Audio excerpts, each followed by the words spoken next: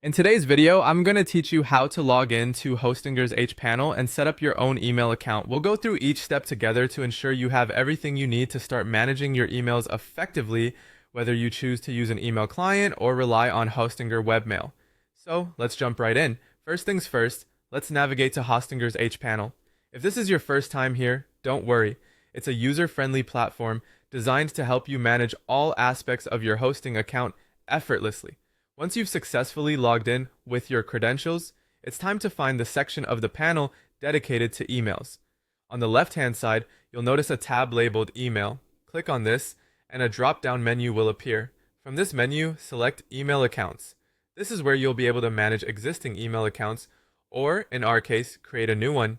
Now that we're in the right spot, let's create your email account. Look for and click on the button that says Create Email Account. Once clicked, you'll be prompted to enter the details for your new email account. Think about the purpose of this new email address. A professional sounding email may serve you well if you plan to use it for business purposes.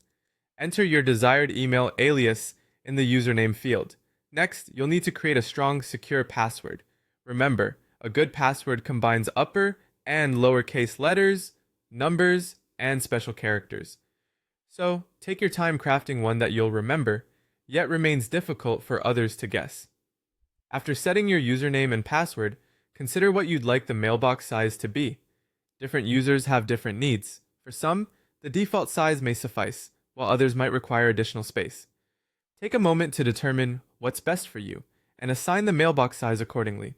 Once you're satisfied with your entries, simply hit the Create Account button. Congratulations, you've just created your new email account, but we're not quite finished yet. It's important to know how to access and manage your emails. You have a couple of options here. You can configure an email client of your choice, such as Outlook or Thunderbird, for offline access.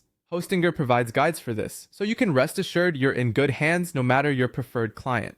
Alternatively, for online access, you can use Hostinger's webmail service. It's straightforward and offers all the necessary tools to manage your communications effectively. And there you have it. You've now successfully set up a new email account with Hostinger. Whether you've opted for a traditional email client or the simplicity of webmail, you're ready to start sending and receiving emails. Thanks for following along with me today. I hope you found this tutorial helpful, and I look forward to seeing you in the next video.